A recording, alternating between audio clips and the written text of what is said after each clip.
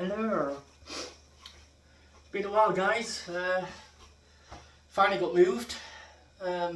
Welcome. Forgot to say welcome. Yeah, so finally got moved into my new house. Been about 10 weeks, I think. It's literally just been non-stop painting and decorating. Every room was a mess, but it's pretty much on top of it now. All the rooms are done. It's just a little bit of titivation, really. I've got a garage at last.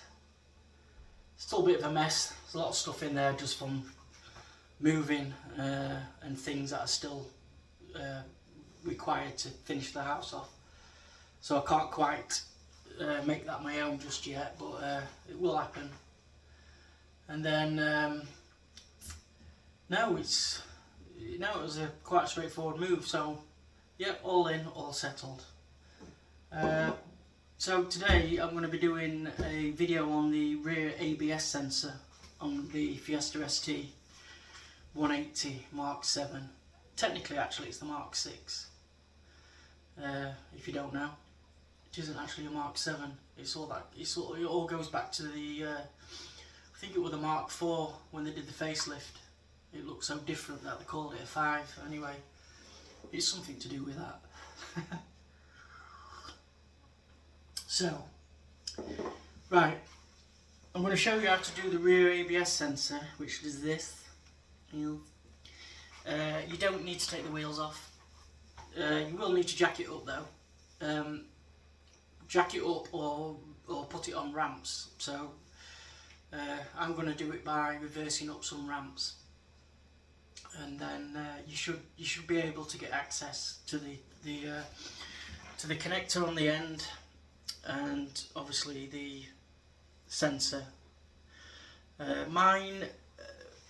I've replaced all my ABS sensor bolts with hex bolts, so the stainless steel, so obviously just to stop rust.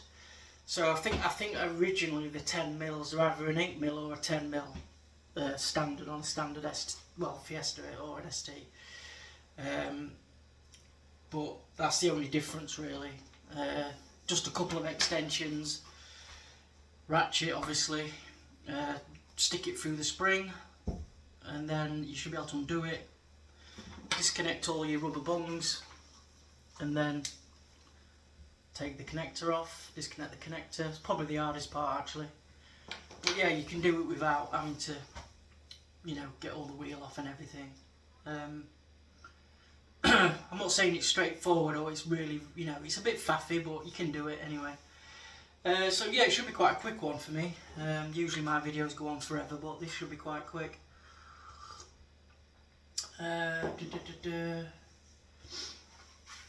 Oh, one thing to mention as well. If you've got an ABS light on and you change the sensor, if you start the car on the drive and you see the ABS light still on, you have to drive the car. The car has to be in motion for the light to turn off. It should turn off itself. I think every car I've had that's had a sensor replaced, it should just turn off by itself. There might be the odd car that needs diagnostics or some sort of tool, but no, it should turn off anyway. Right, let's get a cracking.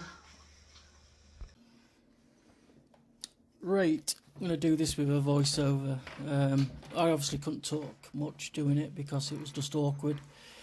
Right, so all I'm doing at this point, I'm getting an extension with the correct socket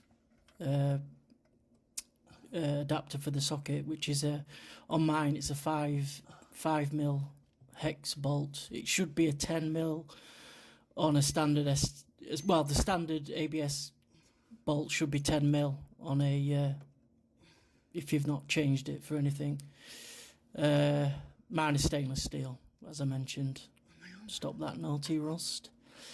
Right, so what you want to do is get your extension in, get your ratchet in, get on the bolt. It's just right at the top between the 4 bolts that hold the hub on. You want to try and get it on as straight as possible, so you're not going in cockeyed and causing slippage or anything like that. I found my springs they're technically I-back springs, though the Mountain branded, so I was able just to get the extension in. So yeah, once you're on, just undo it. Try not to drop the bolt, because mine's stainless steel. I couldn't get a magnet in to pick it up. Shouldn't be an issue with a normal Ford bolt though. You should be able to pick it up. Yeah, just undoing it. Really awkward to actually video this. There, you can just see there the extension and sockets on there. Right at the top. Just put a little arrow in, I think, just to show if you can't see. So you can just see. There we go. So you need to be on that. There it is. That's just another view showing. Yeah, just unwind. Then you've got your rubber bungs, so you'll have one on the body of the car at the top there, and then there's two more on the axle itself. Mine is quite clean, so they do come out quite easy. Sometimes it can be a bit of a pain to get off. Just use a bit of grease or something, a bit of spray grease or WD, that should help. But they're loose. There's one just behind the spring, which you can't see. I do show that in a minute. Right, with the electrical connector, just pull the connector from the actual body of the car. Be very careful though not to pull your cable, so you know, don't damage your actual cable. And then once the actual connector's removed from the body, you should be able to get your hand behind the axle and then just push the clip in and then pull them apart, and it should come out. My car's cleaned all the time, so it's not really dirty, so didn't give me much problems removing the actual connector itself. Yeah, like I say, just get your hand behind the axle. Again, but just be careful not to pull that cable. There we go, disconnected. Now the cable should just come out. I think at this point I realised it was still connected. There is one just behind the spring there, a rubber bung. Once you get that though, when I get to it, it should just pop out. Lovely. Making a meal of it. Bloody Nora. Yeah, there's the two locating points on the axle.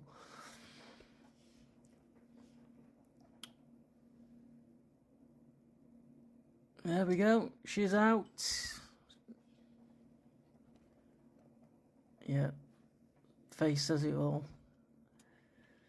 Right, getting it back in is a little bit trickier because you've got to then you've actually got to put the sensor back in the hole. So I just put the bolt back in and then got the extension and sort of fed it in from the back of the spring, not from the front. And then sort of pushed it in and lined it up. You can use a screwdriver or some other tool to sort of align it. Again, just be very careful with these sensors. You don't want to damage it. I just sort of slightly, like holding it with the extension, and then got the screwdriver and just sort of pushed it into place. It is faffy, I won't lie.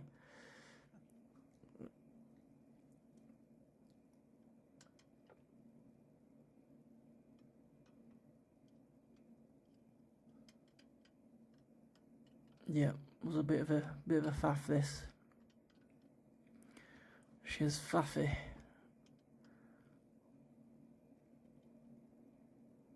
You'll get there in the end though. Just keep doing it. Persevere. You see, this is the part where if you had the wheel off, it would be a lot easier. But for whatever reason, you know, you're doing it like this. It's a bit more. It's a bit less trouble, I suppose. More or less just showing really the process. Right, so I've got it in. Now I'm just putting the just tightening the bolt up. There we go. Don't need to over tighten it. It is plastic. It does have a metal ring inside the sensor to stop it from being over tightened, but you know, just nip it up nicely. That's all you need. I think if you're going into torques, I think they're like 5 Newton meters. But I think even by my standards, that's quite excessive to go, you know, to do the actual sensors by the book.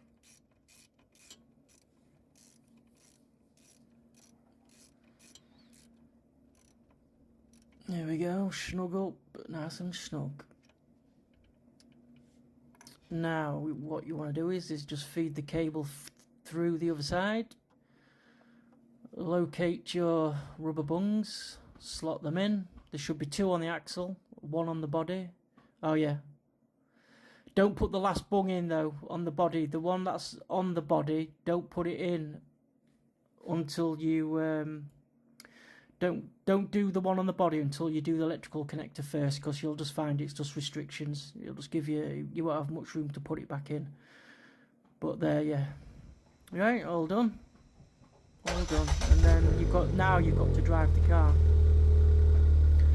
in order to turn the light off. Yeah.